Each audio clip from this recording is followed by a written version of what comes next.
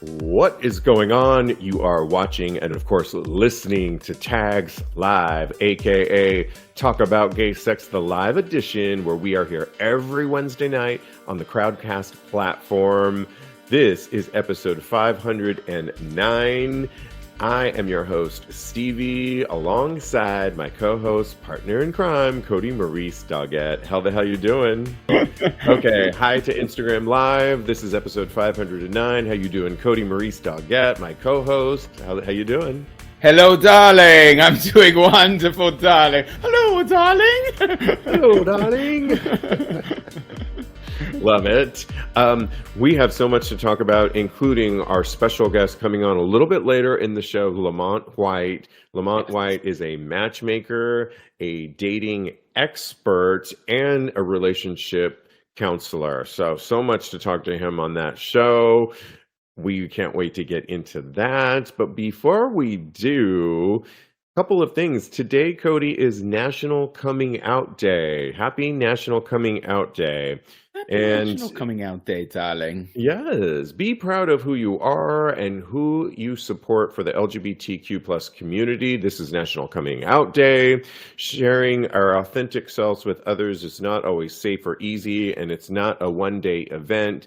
But when possible, it can actually be an extraordinary, powerful key to breaking down the barriers we face as LGBTQ plus people. So our community really is in a state of emergency. And I think recognizing National Coming Out Day is really important. So I'm really here for it. Happy National Coming Out Day on Instagram Live.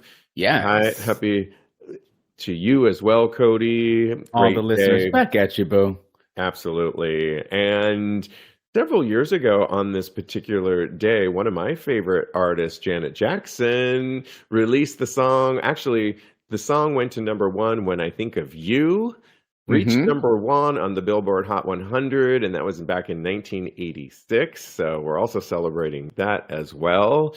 Super excited about that. Do you love that song, When I Think of You? I love that song. Nothing else seems to matter. That's right, baby. One of my favorite songs. I love that song. She's so good. She's so good. Hit after hit after hit.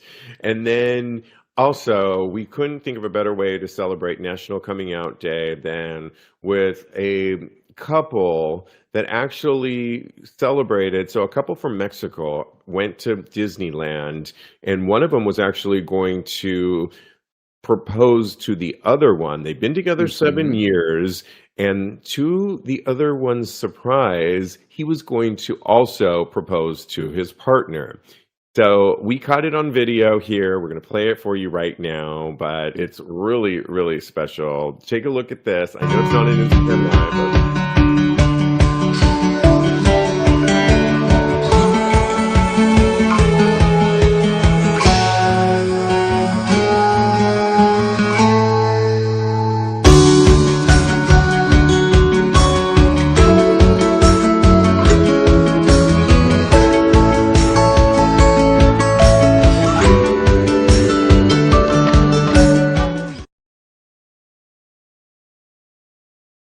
two couples from I believe they're from Guadalajara. Are you crying, Kodi? A little bit. I couldn't even watch it with you while we were on the phone together during our production meeting because I am so romantic and mushy in my heart. You know, I love all the sad songs and the mushy songs, and it's just so beautiful. This is beautiful. We're talking about Javier Lopez Jimenez and Samuel Bishop Macias.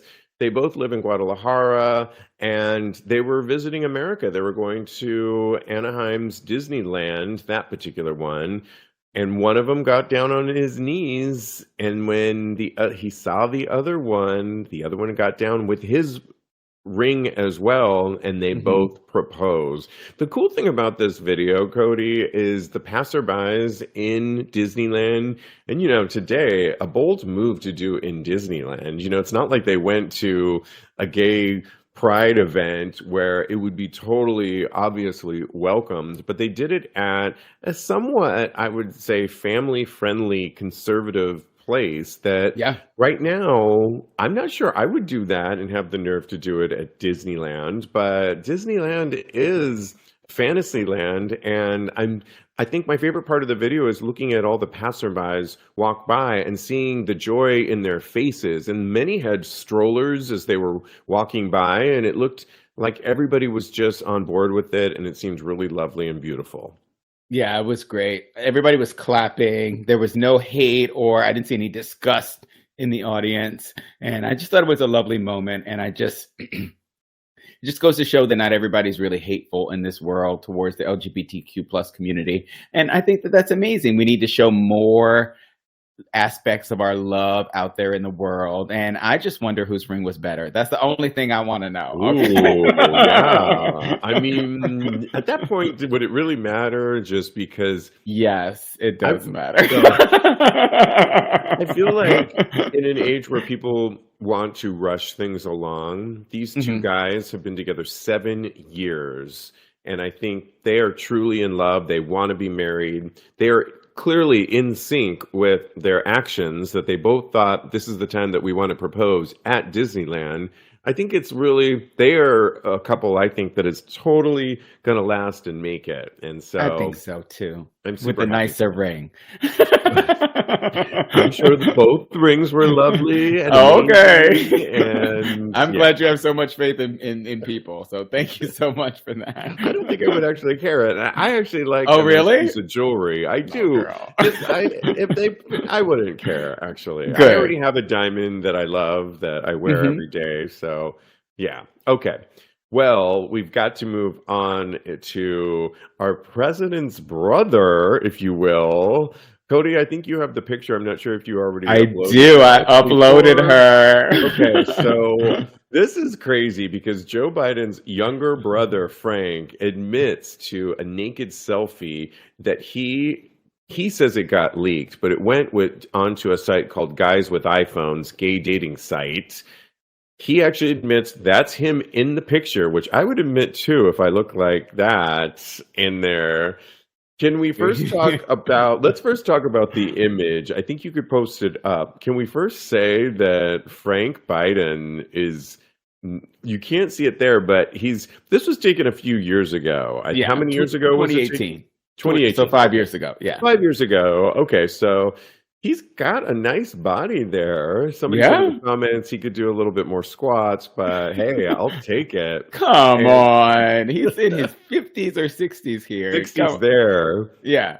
And looking really good. What you don't see, which we've shaded out, which you could probably find out. Kodi says just DM him for the actual picture.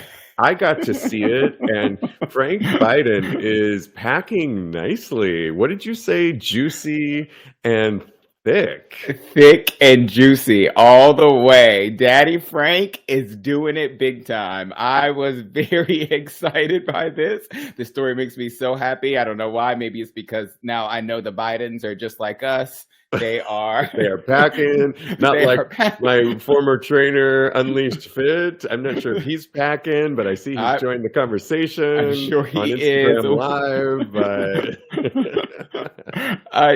but he's got the leader of our country has crazy family that are posting nudes online. He's just like us. It's so relatable. It's so wonderful. And like you said, I have the unedited version. If anybody would like it, please DM me. I will send it right on the way. And I love it. I don't know if he's into guys. I don't know if his phone was actually really hacked, but if he is, give him my number. Because the picture actually, we said, went to guyswithiPhones.com in 2018. And it is a gay site, correct? We can confirm that. He agrees that that's him. The Daily Mail published this. Frank is 69. He conceded he is the man in the photo. I am absolutely no comment, he said. I could care less. I haven't even looked at it, Frank said Monday morning when asked about the shot at his Florida home. They must have hacked my phone, he said. Anything that is a revealing picture of some kind is between Mindy and me. Mindy apparently is his wife.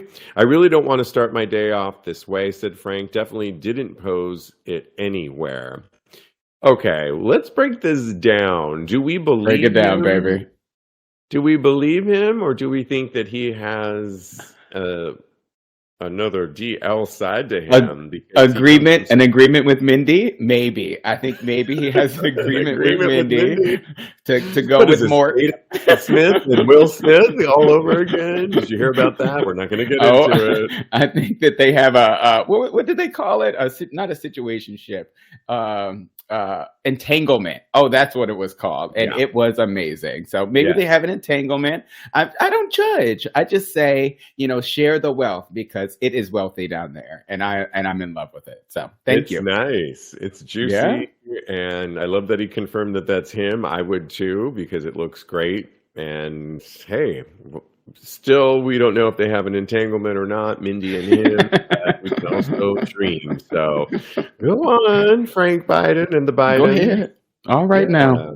Okay, well, moving on, we've got to talk about a song that actually came out, and it's kind of we're talking about a transphobic song. Hmm. Streaming giants Spotify and Apple Music are pretty much under fire for hosting a child's transphobic track. And it's Christian rapper Tyson James and his 11-year-old son, Toby. They have raked in millions of views on social media, but the song with Tyson and the son, Toby, it's called Still Two, the number two genders. Still Two Genders. You get where this is going. Of I'm course, surprised they can count that high, Oh, honestly. thank Sorry. Of course, it sparked controversy for its derogatory lyrics towards the trans community. Tyson James shared a video of him and his son rapping the song on TikTok before it found its way to Twitter. And Tyson James also has a transphobic song called Just Two Genders. So Still Two Genders, and then the other original song, Two Genders, that he posted previously. But where it's coming under fire is they are so against only two genders in this, and it's made its way through Apple Music and Spotify, Yeah. which I think is pretty crazy. Both platforms, as of yet, haven't pulled it down, and it actually goes against Apple Music's guidelines of what they actually have of hatred and bigotry towards a community, in this case, the transgender community. And so, furthermore, the song's derogatory characterizations of trans people as demons stands in stark contrast in the content policies of both Apple and Spotify. So why do you think, Kodi, that they haven't taken it down? By now they've heard the backlash, and it doesn't seem like they're so quick to want to take something down like this. I don't know. What are your thoughts? I'm not quite sure. It's kind of mind-boggling because I feel like Apple Music and Spotify should be on one accord as far as hate speech is concerned.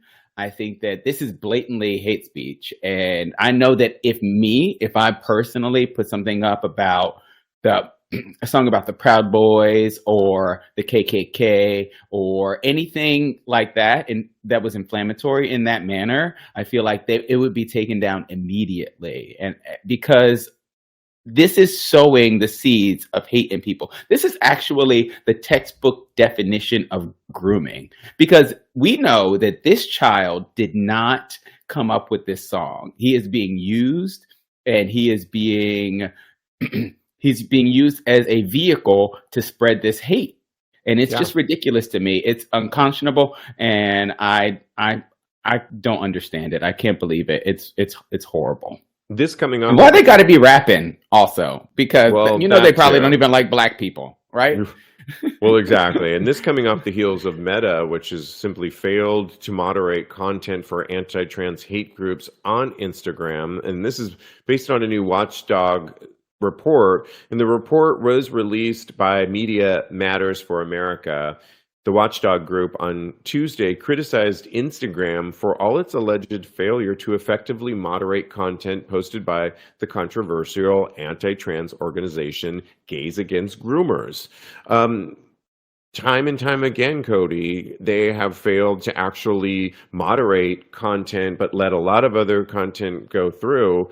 And it's just, we are in a state right now, we just said, the HRC and GLAAD, we are in a state of emergency right now for our community. And platforms that we use, like Spotify, Apple Music, Meta, which owns Instagram, which owns Facebook, of course, Okay. Twitter, hello, Elon Musk, nobody is really looking out for our community at all when it comes to social media. And it doesn't take a brain scientist to know that trickle down, if kids like this singer are singing lyrics like this, it's trickling down to the kids in the streets. And that's why you're Yep. seeing so much hate activated on the streets right now, and homophobia. We just keep reporting on this time and time again, and I'm sick of it. But I'm really saddened by what we're seeing on the streets. And if pop culture and pop media isn't being watchdogs to what's going out there, we don't really have a chance.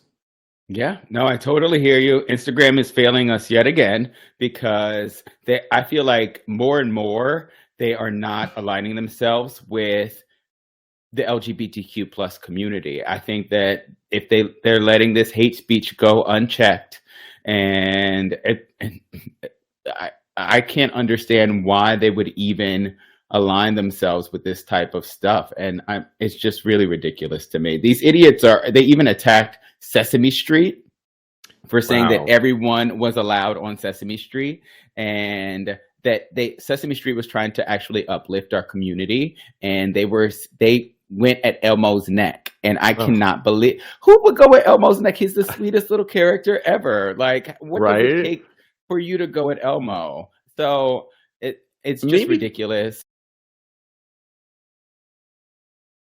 this next study will help shed a little bit more light. It's a brand new study. They didn't Okay. poll a lot of people, but apparently, knowing a trans person can affect your attitude toward when it comes to LGBTQ plus rights. Hmm. And there's apparently in this study a strong correlation between knowing someone who's transgender and supporting trans equality and LGBTQ plus causes in general. This is the brand new study for Data for Progress, and it's Hmm. particularly pronounced among independent voters. Data for Progress notes, adding that the survey underscores stark differences between Democrats and Republicans, no surprise there. But some of the key findings was that only 30% of respondents know someone who is transgender. This is out of 1,229 likely voters. So keep that in mind, a small study. But again, 30% of respondents only know somebody who is transgender, and 21% know someone who is non-binary. In Okay. comparison, 69% know someone who is gay, and 62% know something who is, or somebody who is lesbian. Yes. 43% know someone who is bisexual, while 49% said they do not. 68% of respondents who know a trans person reported being sympathetic to people, compared to 35% of those who don't. So the findings that they're correlating in this study are that you have more of a sympathetic edge when you know somebody of a transgender community. And I would say, even in my own past, Hmm. I was introduced through a dear friend of mine, Asia SF, back in San Francisco. Larry Hashbarger, he's been on this show. Okay. He, years ago, when I was in my 20s, was finding out about the transgender community. And I know transgender people have been around for much longer, but Yeah. it really became a big part of the people I hung out with at that period. And I would say it's had a huge impact on my love for the community, my compassion for the community, especially what we've been talking about, what's going on now. And so I Yeah. believe this study, and of course, when you don't know something, that's where fear is enacted. And that's when you see Hmm. songs like the story that we just talked about. Those are crazy. That song is crazy. I can't Yeah. even imagine. But yeah, I agree with you totally. I can totally believe this Yeah. statistic, this study, because I feel like I've experienced it actually. Knowing someone that is trans, it gave me insight into their humanity, how they laugh, how they experience heartbreak, and how they have dreams and goals, and they love their friends and family. So I cannot empathize more with the trans community. I may not actually understand all of what that they have as far as to experience, but I do empathize with them, and I know that they're human beings. And so I think that that has lended itself to me actually being a huge supporter of the trans community. So with that in mind, I want to just say to my trans brothers and sisters to keep fighting that good fight and living your life authentically. I think it's amazing. And we'll keep doing that on this show for sure. We are live. Bryce, watching us live, says that Tyson needs a hobby. Those two songs. And also he says they are invoking their first Amendment rights. So I think streaming services are scared of losing revenue. That may be true, but what we just stated in the lyrics, that they are actually breaking the rules of Spotify and Apple Music by calling things like the devil.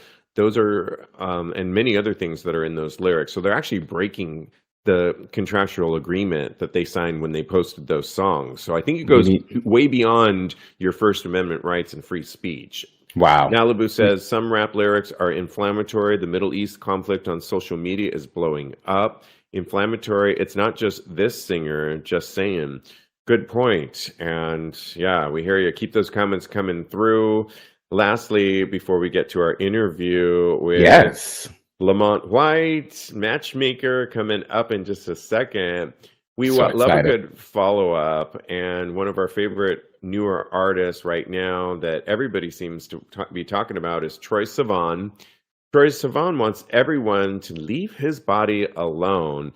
He actually has faced body shaming backlash ever since the release of Rush. If you remember the music video for Rush, he got some backlash because a lot of people were accusing him of, he had so many dancers in that video and models, and the lack thereof of various body types. He actually addressed it in Billboard in an interview and said that he sees it, he hears it, and he will do better in future videos. And I appreciate that. But in 2018, he had his own type of body shaming for being the size that he is. He's much more thin, and he's had a lot of people talk about his body back in 2018. This is after a Tumblr photo that attacked his skin and bones, quote unquote, skin and bones frame, to which he clapped back with, "Let me know when you guys learn that it's weird to talk about someone else's body." Okay. Ooh, there we go. Hit it. Yeah. And in a follow-up tweet, he noted that he loved his body, but I do want the retweet. So he replied to that. But recently, we were talking on episode 508 about the track list of his upcoming album. That's something, what's it called? The album? Something to Give Each Other. Which drops this Friday, the 13th. Great day to drop an album, I believe. And we were talking about on that episode how he did the cover art. So if you look at the first track, side A, you see his torso, and it looks like he's on a couch naked. And if you flip it over on the Instagram, side B, you get the other track listings, but you also get his butt. And I love that way of showing that. But apparently he got a bunch of more people talking about his body. And he said in a simple, plain post, "I like my body, and I think that makes some people uncomfortable." And on the bottom, he says, "Don't ask me about this in interviews. I don't want to talk about it unless I want to talk about it," which I think is fair. Thank you. Love yous. What do you think about that kind of clap? He is on it, right? I love it. I agree that if you are not allowed to fat shame people of one size, then the opposite size, you should not be shaming people as well. And I learned a long time ago, the only way that you can critique somebody is if they can change it in 5 seconds. So if they have something in their teeth, you say, "Oh, you have something in your teeth." They can take the stuff out of their teeth. If it's something that it takes a while for them to get over, keep your opinion to yourself, basically. I love it. Well, it is time to bring on our special guest. We were going to say goodbye on Instagram Live because we pre-recorded. By Instagram Live. We pre-recorded this earlier, because Lamont actually has his show on his program the same night that we do. And so we are going to present it to you, but it was just recorded this week. So have a look with our interview with Lamont White. Here it is. Okay, well, we couldn't be more excited with our special guest tonight, actually, Lamont White, certified dating coach, matchmaker, couples counselor. You can imagine we have a lot to talk about. Lamont Yes. White, otherwise known as the gay dating coach, is the owner of BetterWayToMeet.com, a professional matchmaking, dating coaching, and couples counseling service for gay men in the U.S. When you started it in 2014, Lamont has matched hundreds of single guys and even helped a few guys get married. Nationally recognized as a relationship expert for gay men and helping gay men maintain healthy relationships. And you have an undergrad degree in psychology, a graduate degree in professional community counseling, and you're a certified matchmaker. Lamont, you reside in Atlanta. Welcome to Tags Live. Thank you. Thank you for that introduction. I'm happy to be here, guys. Well, so much to get into. I mean, let's just get Yes. this out of the way first, though. How did you become a matchmaker? I mean, you've heard of the Millionaire Matchmaker. I used to watch her Yeah. religiously. Now we finally have a gay matchmaker. So And, excited. yeah, tell us how Yeah. you got into it. Yeah, so Patty and I actually got our certification at the same matchmaking. What? What? Yes. I interviewed her several years ago, and she was so fun. Yeah. A great spirit. And, you know, what I like about being certified is you get to learn the business, the science behind matchmaking. It's not just my gut feeling of, Mhm. oh, I think the two of you might be a match. No. And it's totally different when it comes to gay men because we don't subscribe to some of the stuff that the straight people do. We're really, really different. And I will tell you, my background is a little weird. I've been doing therapy for a long time with gay men, but I learned that we do not know how to date. We don't know how to argue. We don't know how to flirt. We don't know how to shoot our shot. So I went back and got my certification so that I can teach gay men how to flirt, how to argue, and to stay in a healthy relationship. Wow. Yeah. That is amazing. So you mentioned that you saw that gay men did not know how to flirt. What would you suggest to someone who's just recently out of a long-term relationship and just is jumping into the dating pool right now? What are your recommendations? Because that's Talking me. about yourself, personally. Kodi? Yeah. I am talking about myself. You have- know me. I got you. I would say, definitely take your time. You have to Okay. rediscover who you are outside of a relationship. So that means reconnecting with your friends, your tribe, possibly doing some therapy so that you can heal, Yes, figuring out I know what that. your interests are now. Take a list also of like what do you now want in your next relationship? Okay. I got to write a list. That sounds like what that is. Short list. now. Short list. Oh, okay. You sure? I have 20 things. Sir, no, like five or six core characteristics that you want in your new relationship, and stick to it. Okay. All right. Well, 5 or I'm going to 6. do I that can same that. list thing as well. 'cause Okay. I Let's do believe it in together. Putting things out in the universe. So I'm a big proponent of that. Do you think it's easier today to meet your partner as gay men because of the apps or is it a little bit more challenging than say 15, 20 years ago? It is much more easier for you to meet your guy either on a dating app or social media. More than 60% of people have met their partner on some form of social media. So that means you cannot hide a light under a box and expect people to see it. So that means you have to be present on social media with your face, with your name, where you live, so that people can see you. That means you also have to be outside at different events so that you can meet a great guy. I like that. Follow up just to that is it sounds like you need to if you're really seriously looking, you have to kind of combine. I love to go out and meet people in person, and I'm really good at that. But I don't always do so well like on the apps. But Yeah. there's a new dating app Archer that we Yeah. were talking about, and they keep bugging my phone, but I should probably put some effort into that as well. Not bugging, Yeah. I change my vocabulary. You said what you said. The universe telling you that you should try a different way of meeting guys, because most dating apps, guys are using it wrong. They might put like their torso or a blank picture. I say the way that you can successfully use a dating app is putting normal pictures that are clear, that are current, that tell the story of who you are. Put your name, fill the entire profile out, like your age, your height, your weight, your sexual position as well. Okay. Right? Don't want to waste anybody's time. Hey, we're a sex podcast here. We have no problems with that, but we got that down.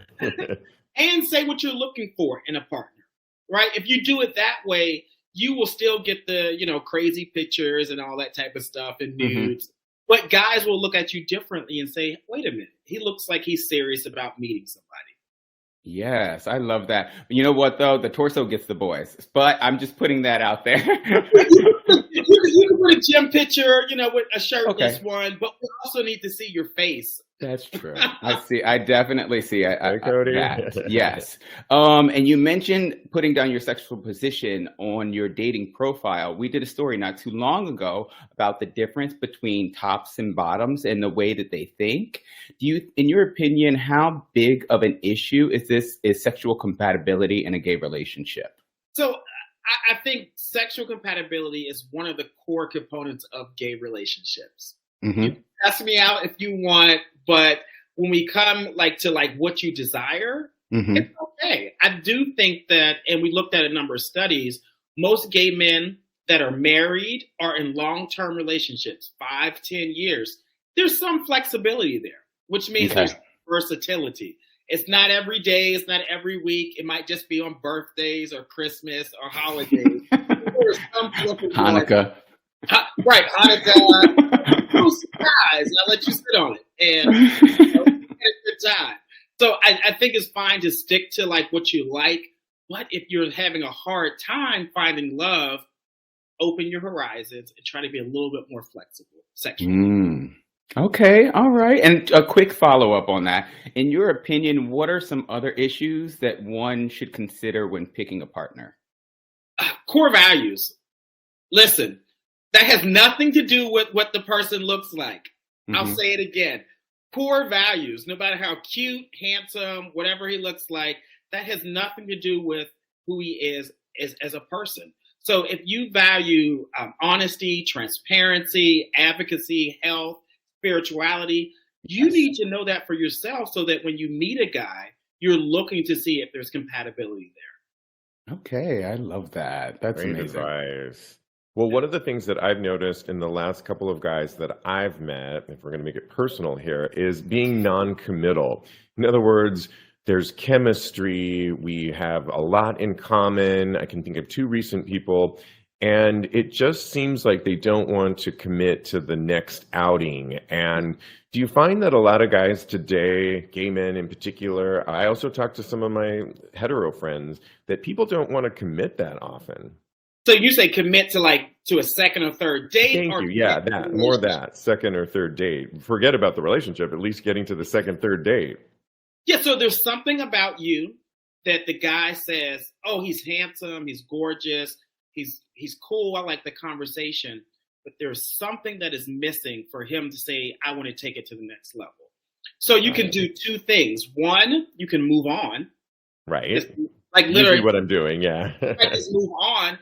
Or, which is a lot of people don't like doing this, is have that uncomfortable conversation. Wow.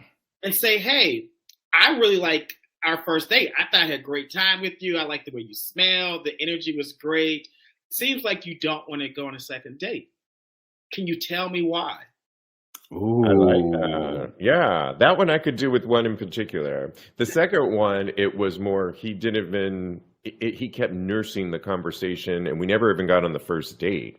And it was stringing me along, it seemed. And I'm very much, let's talk about it. And I didn't say let's text about it. I didn't say let's tweet about it. Let's email. Let's verbally have that conversation, because I think some of the younger guys, they like to text, and you miss a lot of nuances when you have that verbal communication, and you are starting to see how you two might handle conflict.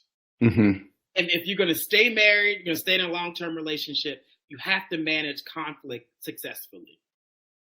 If I could just do a quick follow-up on that. Oh, yeah. Go ahead. You go. Well, there was a recent We're article. both chomping at the bit now. I see the wheels turning. Only because this kind of had to, I think I may have answered my own question. There was this whole article that came out in Queerty recently, and where gay guys were sharing the reasons why they think they're undateable. And there was a lot of responses in that, many you can imagine on the list. I would imagine that advice where you can either ask why you're undateable, or I guess do a little bit more introspective therapy and get that confidence you need so that you don't feel like you're undateable. I feel like I'm dateable, but there's so many in this article that didn't. Yeah. Guys date the wrong way. They think a date is supposed to be like a job interview. Okay. And they sit down and they ask these questions like, well, why are you single? Where do you see yourself in 5 years? What are your great qualities? No one wants to perform. So don't ask those questions. A date is really about having a fun time with the person while getting to know them and staying out of the friend zone. Love that. Yeah. Those three things, you do those three things, you will get a second, a third, and a fourth date. Oh, rewatching this amazing. video. Go ahead, Kodi. So when you were shooting your shot and you constantly are getting rejection, because I have been in the dating pool for maybe about 2 months now. I feel like I get equal amounts of, acceptance and rejection. How do you recommend that people keep their self-esteem up as far as wanting to get out there and put themselves out there? Great question. So rejection is a part of the process. I'll take a pause. It's part of the process to find the love of your life. Sometimes it has nothing to do with you. Sometimes it is guys, they don't know what they want, and you know what you want. And when you all meet each other, the guy's just like, I don't know what I want, so I'm just going to say no. Sometimes you're just not the person's cup of tea. And that's good. The guy should reject you and say, hey, you know what? I know you're into open relationships and I'm into monogamy. I'm not going to let's not waste each other's time. It has nothing to do with like you're a bad person. It just means you all just don't align on the things that what you want. And so many times we take that personal. And they say, well, I need to change who I am. No, sir. No, ma'am. Keep being who you are as long as it is something that is positive and something that you're evolving on as well. Wow. I love that. And you know what? I think a lot of people, they really have an issue rejecting people in a humane way, or in a way that really connects to people and doesn't treat them like an object as well. So I think that is a component as well. I don't know. What do you think? I will tell you, adult, mature men who are healthy, emotionally aware, they appreciate rejection. Where a guy says, you know what? I had a great date with you, but looks like we're looking for two different things. Wow. I don't see this going anywhere. Thank you so much time. Yeah. You see how nice that was? You see how nice and respectful that was? I loved it. You should reject me all the time, boo. I'll do it for you. So, Lamont, you also have a show every Wednesday called Shoot Your Shot. It's on YouTube, I believe, or Instagram Live. Yes.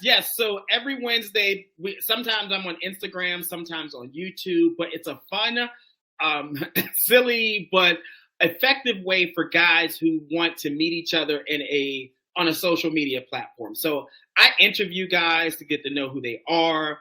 I allow the audience to ask them questions, and guys, they shoot their shots, and they have been like literally going on dates across the country, hanging out over the weekend. Guys are like, we've been together for 8 months. And then there's some drama. also. Oh, On the but show. That's what I Good want to measure. know. Well, and one of your recent shows, Kodi and I were laughing at it. You had a guy on there who was literally giving a tour of his beautiful house, and it was like a house. He also then went through every bedroom and said what position we would be doing the deed in, which was really hot. And when you asked him, well, how long have you been seeing this guy? It was, he went on one date and expected the guy to move in with him. And we were like glued to this, what's Lamont going to say? And he's like, you can't expect to have a relationship after one date, move in like that. Do you find that our expectations often in the gay community, like we move way too quickly to moving into marriage and those sorts of things? Yeah, so I think that guy wanted someone to move in on the first date. I'm like, go find a homeless man. Maybe he'll move in with you on the first date. Gladly. Right? And he'll probably steal your TV while you're away at work. So don't do it. I do. Okay, go ahead. I'm sorry. I do think that like sometimes we have unrealistic expectations. Like we may want a guy to be big into fitness or spirituality or be financially stable. But the question is, are you into fitness? Are you spiritually sound? Are you financially stable? And it doesn't mean that opposites can't attract, but you need to find compatibility. If you don't date more, you won't learn like what is appropriate and what is a good fit for you. Wow. That's amazing. I kind of want to dig into more of these wild stories that you have. What is like something anecdotal what's crazy? What's your craziest story as far as gay dating coaching is concerned? I think the denial that a lot of guys are uncomfortable with saying who they are, like presenting their most authentic selves. Like if you are a bottom, like you like to be penetrated, that is your thing. Do not deceive people and tell them that you are versatile. Because they're going to be expecting at some point that what's going to happen, and then you're going to disappoint them, and then everybody is mad. I think also if you are a person that cannot be in a monogamous relationship, you just know like that's not your behavior. Your history tells you the same thing. Don't get in a relationship with someone where it's not going to be a good fit. It's the denial of who you are. I think as gay men, we have been taught to lie about who we are. So we do that on a daily basis. We lie to ourselves instead of doing the hard work where like you literally sit down and say, who the hell am I? Yeah. Or I want to be something different. Let me do the hard work, the journey to be who I really want to be. Great. Wow, this is so enlightening. I love it. We definitely have to ask about Better Way to Meet, betterwaytomeet.com.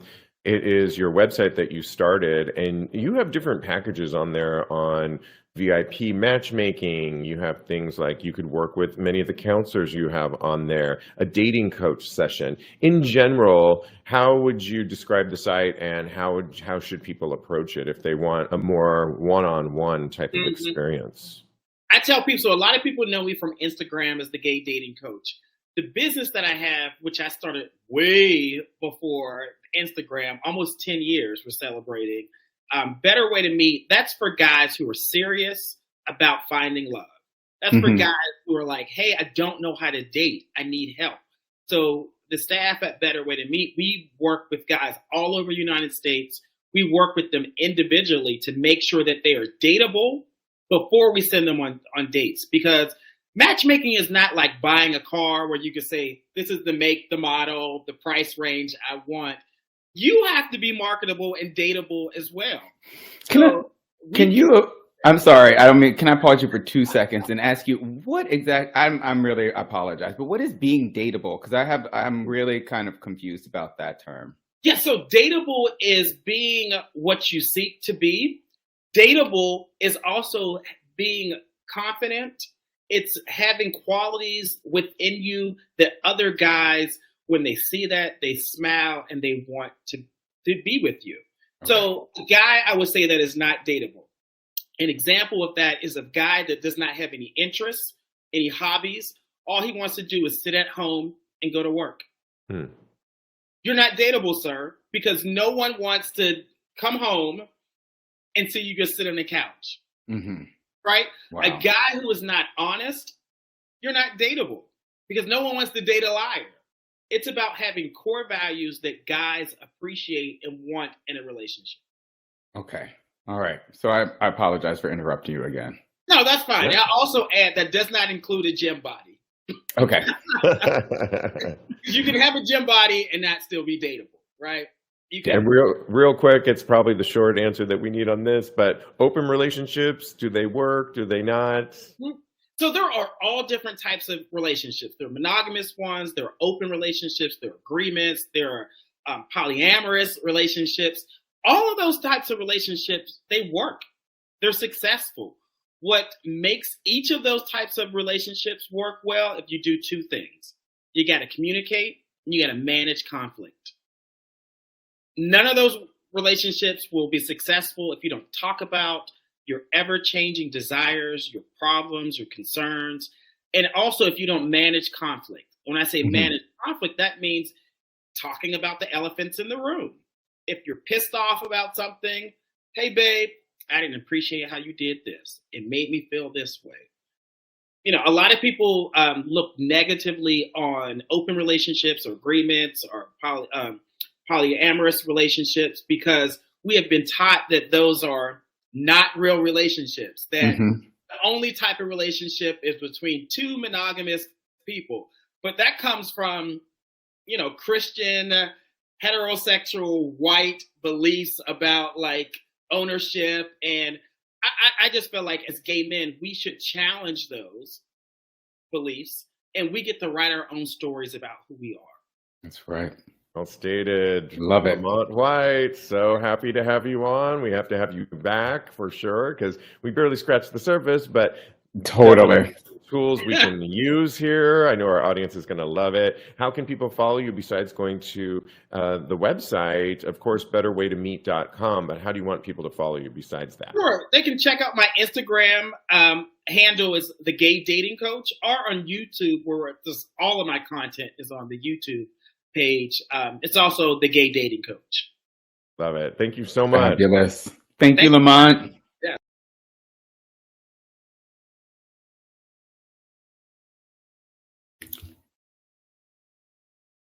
All right. That was amazing, Steve. Wasn't that so great? Yes, that was really great. Thank you. We figured that out, I think. We got that. We did that. Yes. The reason why we had Lamont on earlier this week was because he has his live show, Shoot Your Shot, the same time that we do Tags Live. So Yeah. anyways, but we did it earlier this week and great information. I'm actually going to I edit the show the next day. I'm going to take notes because there's a couple notes I already have, like actually spending time going on apps like Archer and going out and about. Like I need to, but I'm going to wait till we get back from our trip from Mexico because it sounds wise to me. yeah, I'm going to do that first, and then I'm going to actually seriously do all these tips because there's some really good Actively. tips. Yeah. Oh, Yeah. wonderful. Yeah. No, he had so many great tips, and that part about being dateable was fantastic. So I totally. Yeah, I think we all have to ask ourselves the question, are you dateable? And that's not an easy question to ask yourselves, I think, right? My answer was no. Oh, yeah? But I'm trying. I am trying. Okay, I love it. Yeah. All right. Well, we've got to move on. I think we have time for a Reddit thread where we can give some advice. And this one was a little bit interesting, Kodi. You really wanted to talk about this one, correct? About interracial dating. Oh, yes. I cannot wait. I'm so glad we cut everything else out. And now that we're doing We're getting to this one. I'm putting my glasses on because juicy. Yes. They're interracial dating. Got to start by saying I am an overthinker and generally anxious. I was on a date number 5 with a guy I liked who is black. He mentions a friend of his who only dates white guys and thinks he's a self-hating black man for that. I say It is a red flag to you that is it a red flag to you that most men I've dated have been black? And he says, absolutely. And we kind of get into it. I think I was respectful and listened, but he did kind of make me feel bad. Mentioned black men will date ugly white guys and only 10 out of 10 black guys. And mentions that his 5-year relationship partially ended because of racial issues with his white boyfriend. He has got me thinking more about this, so I'm curious to hear from black people, people of color, white guys, if I'm doing anything problematic about how to not be a red flag to potential partners. And he gives a little bit of context. He says he's white, 31, lives in New York, from a very small white town in the US. He's only dated one guy seriously, and that guy was black. And he did have a similar talk early in dating once about race, but it was more about making sure I was on the same page as him. And I assured him I'd always believe him, listen to what I needed to be a good partner. Well, in the last 10 years, he's casually dated 7 guys where 4 were black, 1 was Latino, 1 was white Mexican, and 1 was white, but generally much more attracted to guys that are very different looking than him. 75% of the guys he slept with have been black, the rest being Latino, white, or Southeast Asian. And when he imagines what his future would look like, he assumes that his husband will probably be black. He's attracted to a lot of different people, but in public, I for sure gravitate towards black and Latino guys who are thicker. And on Hinge, I have my filter set to black and Latino guys only. So he wants to ask the question, is this a fetish, race play? Because it's never been something he's thought much about. Mm-hmm. He's legitly attracted to the opposite, and he just wants to know different perspectives on this. I want to applaud this guy first and foremost, because I think he's really putting it out there, and I do believe you're attracted to who you're attracted to. I think It sounds like he's listened to past partners on what they have to say, and he's posing questions to people of color, black guys, on is this behavior, on what I am thus far showing as of my 31 years of age, is this problematic or not? I have a lot to, I don't know. I'm a little in a conundrum. What do you have to say? Because I know you have a lot to say, and then I'll piggyback off of you. I literally have so much to say. First and foremost, I think that if you are asking these questions, then you're on the right path. That's first and foremost. I agree with you that you are attracted to who you're attracted to, but I think that we should probably open that statement up a little bit and say that there is beauty in every race, every creed, every sexuality. So finding that beauty and being able to be attracted to more than one race is probably better off for you as a person. Like I said, there's a lot to unpack here. And I think that as long as this poster is doing the things that are necessary to learn about their partners and the struggles that they're going through as a Black person, and they want to learn about that the person behind the actual skin color, then they're doing their due diligence. I literally said earlier, that you can't really understand somebody's experience 100% fully, but there is a point where you have to put yourself in their shoes and do the best that you can, whether that's educating yourself by reading, and most importantly, by listening. I have dated a lot of white guys in my time, and I know pretty early on which ones are just there to fetishize me as a Black person. They just want the big BBC. They just want my beautiful skin. They just want any of the other tropes that are out there about Black people. I know I just got a relationship with a white guy, and Joe was he listened to me about racial things. He didn't listen to me about a lot of other things, which is probably why we broke up. But he was my biggest defender as far as race was concerned, and he listened as far as other things were concerned. And I have to applaud him for that. So I think that this guy is on the right track as long as he is listening and he is actively trying to be a better person.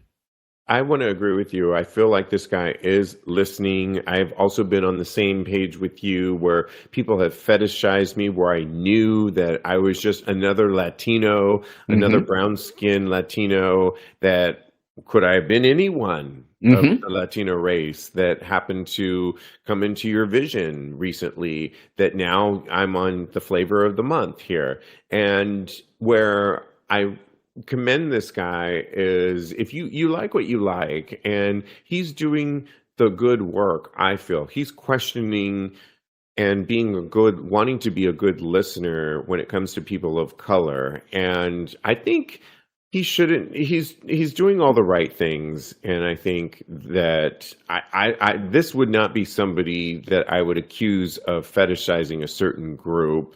I think it's interesting when he thinks that his future husband would be a black man. I think that's kind of interesting, but I think that shows his age. He's only 31. Mm-hmm. And I think that's just maybe an immature comment to make. But all of his other statements that he's made, I think he's on the right path. He's being a good listener. And that's what we all really want, is we want to be seen, heard, and we want to be the individual that we really are. We don't want to be one of many sheep here. We want to be seen for who we are, first and Amen. foremost, before we are a part of a particular group. When it comes to relationships or dating, that's all I have to say on that. So I love that. I think that's yeah. great. I think we summed it up. I think we did a good job I there, think we especially did. succinctly too. I think. Okay. Yes, I agree. And lastly, we've got to get into our, before we get into Thirst Trap, we are a week away from our brand new podcast that's going to be dropping, and the show is called Of a Certain Age. We have so many interviews lined up. It's really exciting. Week after week, we are going to be interviewing people in the fitness world, in the cosmetic world, in the mental health world, into the supplement world, into the job, and Are You Where You Thought You Would Be, I believe, is our opening premiere episode with a life coach talking about career and the direction of your success pattern. And it's all starting a week from today, October 18th.